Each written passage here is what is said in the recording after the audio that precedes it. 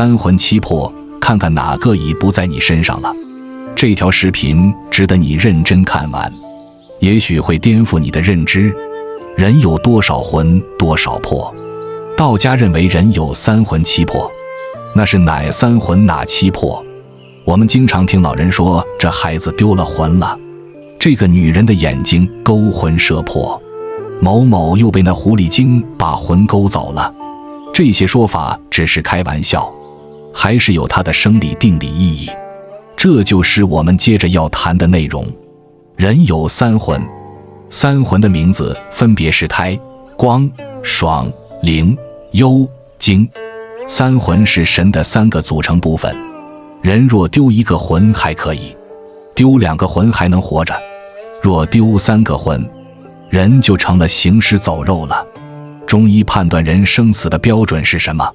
现代医学在20-30年前判断人生死有没有呼吸，但是后来发现好多没有心跳呼吸的人，过了很长时间又被抢救过来了，所以就把判断死亡的标准改成脑死亡。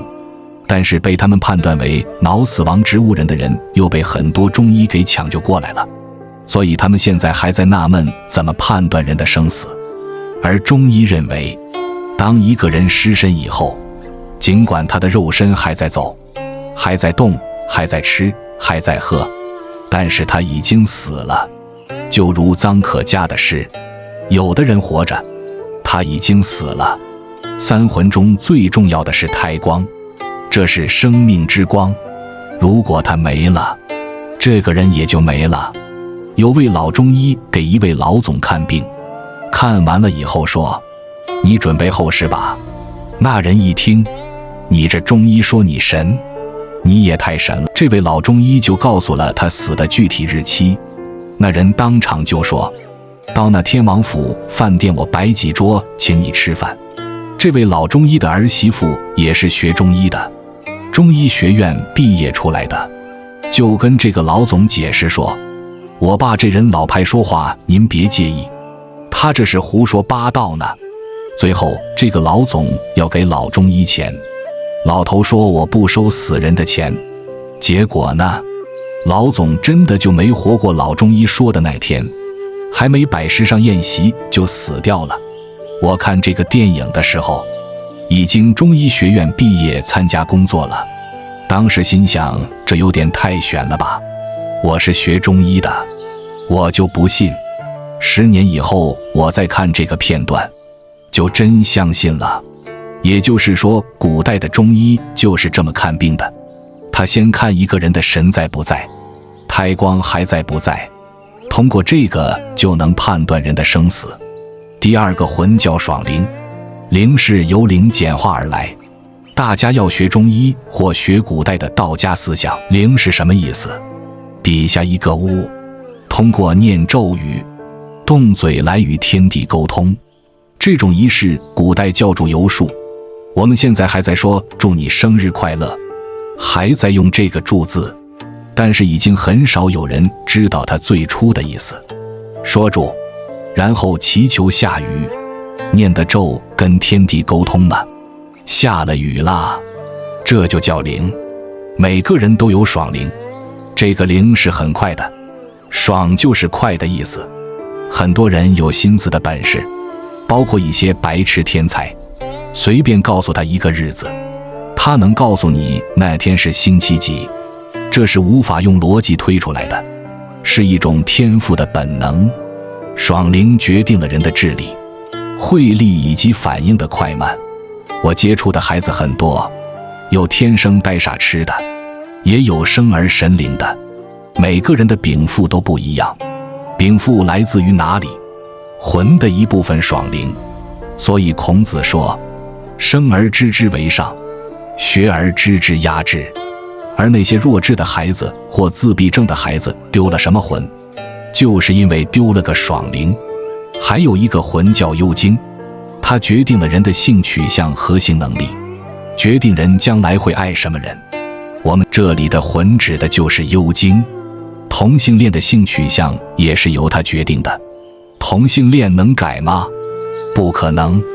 因为幽经决定了人的性取向，很多人失恋以后痛不欲生，看谁都不顺眼，再也没有爱的欲望，那是因为幽经丢掉了，其实就是伤神了。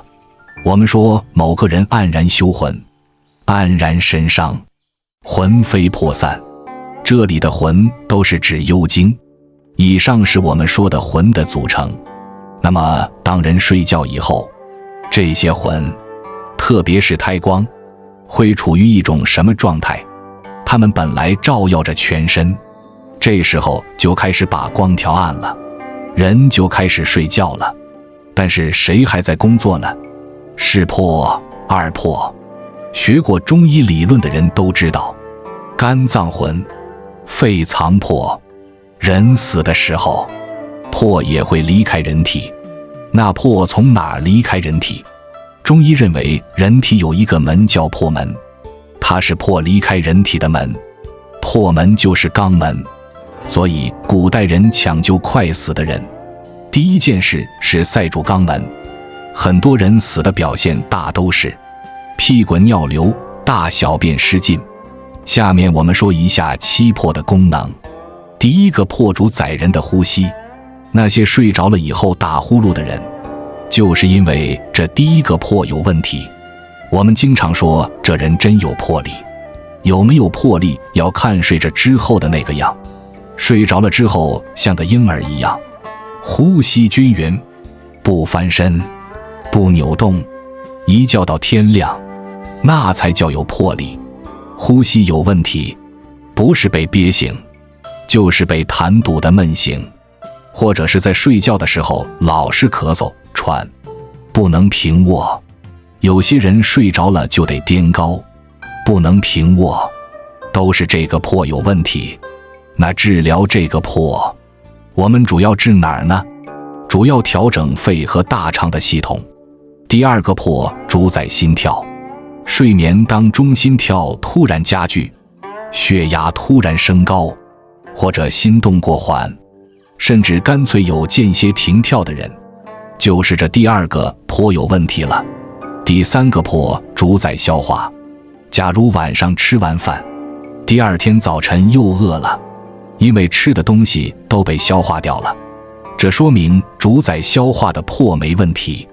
那些早晨起来一刷牙就恶心，满嘴口臭，不想吃饭，昨天吃的东西都顶在嗓子眼或者搁在心口窝的人，就是主宰消化的魄有问题了。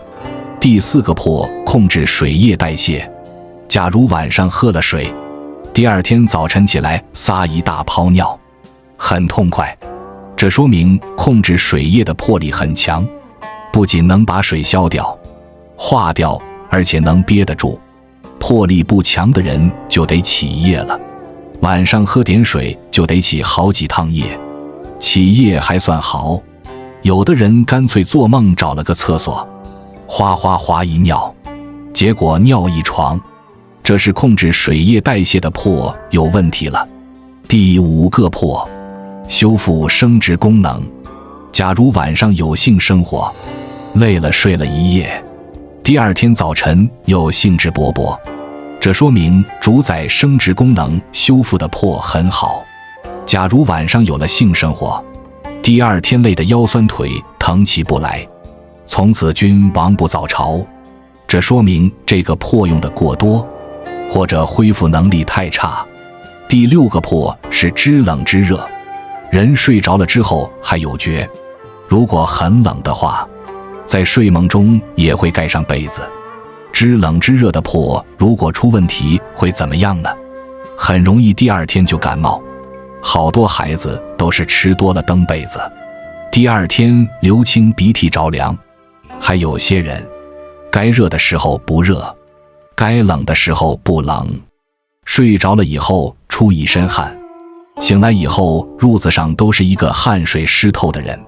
更年期后的人和那些患有呼吸睡眠暂停综合症的人，都容易在夜里憋出一身汗，这都是因为这个魄有了问题。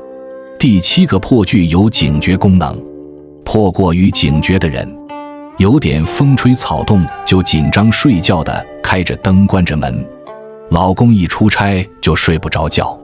还有的人因为迫过于不警觉，睡着了跟昏过去一样，小偷把家搬空了都不知道。无论太过于警觉还是太过于不警觉，都说明破出了问题。对于一个有魄力的人来说，比如第二天早晨要6点钟起床，住在家里不用靠闹钟叫，住在宾馆的不用 morning call， 只要睡觉之前跟自己说一声明天6点钟起，到第二天5点55分他就能醒了。谁在帮他看表看时间的？谁在睡着了还在照顾他呢？那就是他的魄。我们如果想提高自己后天的我和先天的我的交流能力，就要从这些小事上去锻炼。